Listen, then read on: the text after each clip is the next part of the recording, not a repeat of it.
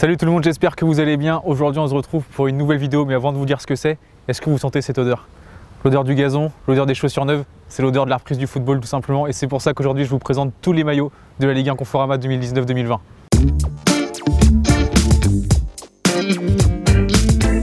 On commence cette présentation avec les maillots de l'équipementier qui compte le plus de clubs en Ligue 1 cette année, à savoir Puma, qui équipe notamment l'Olympique de Marseille. Donc Marseille qui va jouer cette saison avec un maillot plutôt simple, mais qui comporte pas mal de détails. Donc un maillot blanc avec des rayures, de fines rayures bleues, sur lesquelles on remarquera l'inscription Olympique de Marseille.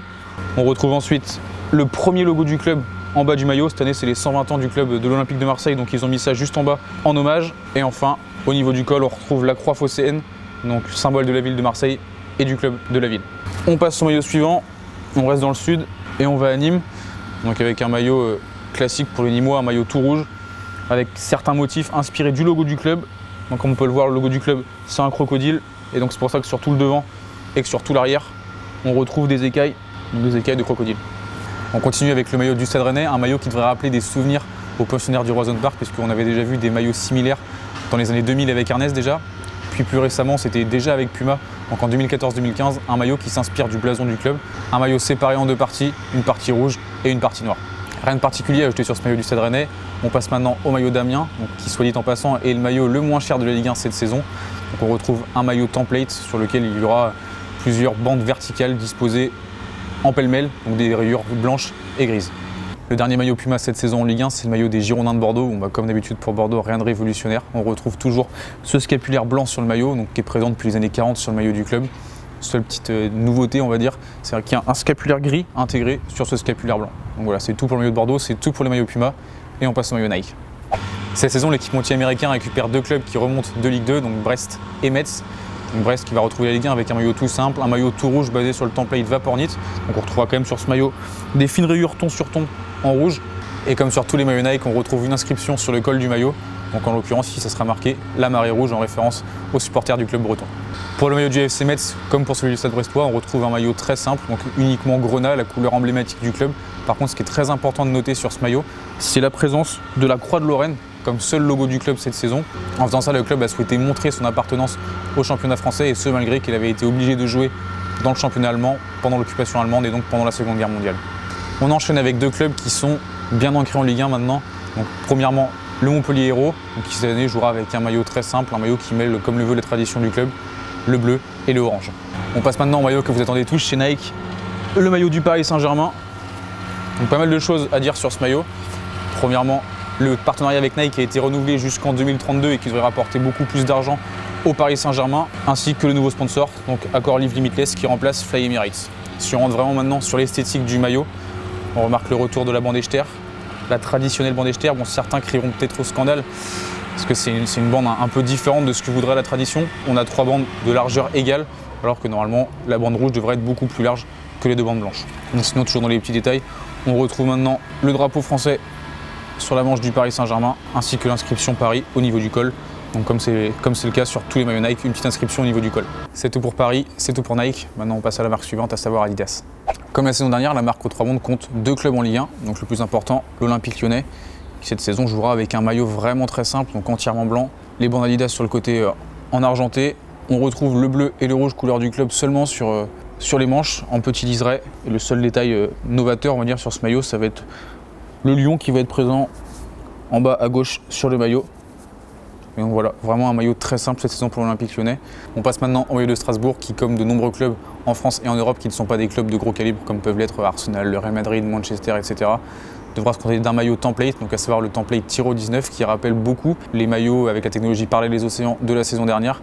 Donc un maillot tout bleu avec beaucoup de motifs blancs, ainsi que les bandes et le col également en blanc. Donc c'est tout pour les maillots Adidas. Maintenant on va passer au maillot New Balance. On commence tout de suite avec un maillot qu'on vous a déjà présenté sur Footpack. Le maillot du FC Nantes, on vous en avait beaucoup parlé parce qu'il a fait beaucoup de bruit chez nous à Nantes, notamment à cause de ce nouveau logo qui n'avait pas forcément plu aux supporters. Mais sinon, c'est un maillot plutôt pas mal.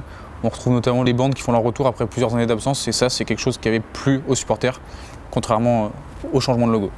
Voilà pour Nantes. Maintenant, on passe au deuxième club New Balance en Ligue 1, qui est aussi le deuxième de la dernière Ligue 1, donc le maillot du LOSC, avec un maillot qui mêle les couleurs traditionnelles du club, le bleu, le blanc et le rouge. Donc vraiment un design unique, plutôt réussi, finalement assez surprenant au début, mais plutôt réussi. Et autre motif intéressant, on retrouve sur le dos du maillot la fleur de lys qui est un des symboles du club. Donc on va passer maintenant au dernier équipementier qui compte au moins 2 clubs en Ligue 1, à savoir Kappa. C'est le retour d'un partenariat historique cette saison en Ligue 1 entre Kappa et l'AS Monaco. Donc ils avaient déjà été liés, c'était à la fin des années 90, début des années 2000. Donc un maillot classique qu'on a l'habitude de voir du côté de l'AS Monaco, avec cette fameuse diagonale rouge et blanche. Donc sur la partie rouge, on retrouve pas mal de losanges qui sont inspirés directement des armoiries de la ville. On a également un petit col vraiment travaillé qui termine très bien le maillot, qui donne un vrai côté sympa à ce maillot. Et au niveau du col aussi, sur l'arrière du maillot, inscription Daguet Mounegou en référence aux supporters. Donc voilà, c'est tout pour ce maillot de l'AS Monaco. On passe maintenant au maillot du SCO d'Angers, un maillot qui va avoir une saveur particulière pour les supporters angevins, puisque au mois d'octobre, le club d'Angers fêtera ses 100 ans d'existence. C'est notamment pour cela qu'on retrouvera l'inscription 100 ans sous le logo du club. On aura également un template assez classique avec 4 bandes noires et blanches. Petite nouveauté, ça sera la présence de 2 parties dorées sur les flancs du maillot. C'est tout pour les gros équipementiers entre guillemets. Maintenant on va passer aux 5 derniers clubs qui sont équipés par 5 équipementiers différents. Voilà, comme je vous l'ai dit, il nous reste 5 maillots, 5 équipementiers différents. On commence tout de suite avec Macron qui équipe l'OGC Nice, donc avec un maillot vraiment très simple, avec les traditionnelles rayures verticales rouges et noires. La seule différence avec le maillot de l'année dernière, c'est que les rayures sont plus fines et donc il y en a plus que sur le maillot précédent. Place maintenant au maillot Le Coq Sportif de l'AS Saint-Etienne, donc un maillot template que vous retrouverez par exemple sur les maillots de Troyes ou de la Fiorentina en Italie. Donc un maillot qui mêle 2 verts différents, un vert plus sombre sur la partie supérieure, donc au niveau des épaules et du torse, et un vert plus clair sur la partie inférieure. On enchaîne maintenant avec le maillot de Toulouse, un maillot sur lequel il y a pas mal de choses à dire, notamment parce que c'est un coloris qu'on n'a pas l'habitude de voir forcément du côté de Toulouse, un maillot violet forcément, mais avec des parties en noir qui rendent hommage à Brice Taton, le supporter qui était décédé il y a 10 ans de cela dans un déplacement à Belgrade pour un match de Coupe d'Europe. C'est donc pour cela qu'on retrouve le nom de ce supporter inscrit sur la partie noire à l'arrière du maillot. On passe maintenant au Stade de Reims, un club qui vient de changer d'équipementier. Ils étaient chez Umbria l'année dernière, ils viennent d'arriver chez Umbro. Là encore, un maillot plutôt simple avec le buste en rouge, les manches et le col en blanc. On termine cette présentation avec les maillots de Dijon. Bon, au moment où on tourne cette vidéo, les maillots ne sont pas sortis. On la sortira que quand on aura eu les visuels, donc je vous intègre les images et je vous laisse faire votre propre analyse. Bon, on imagine quand même qu'il sera rouge. Enfin, dernière nouveauté cette saison en Ligue 1, c'est bien évidemment le ballon. Donc le ballon Uhlsport baptisé Elysia comme l'année dernière. Donc l'année dernière il était rose et jaune et cette année on a un ballon Elysia de la Ligue 1 bleu et jaune. Voilà, c'est tout pour cette vidéo, j'espère que ça vous a plu. N'hésitez pas à mettre un pouce bleu, à vous abonner, à réagir dans les commentaires et pourquoi pas nous dire quel est le maillot que vous préférez cette saison en Ligue 1. Et en attendant, on se retrouve très bientôt pour de nouvelles vidéos. Salut!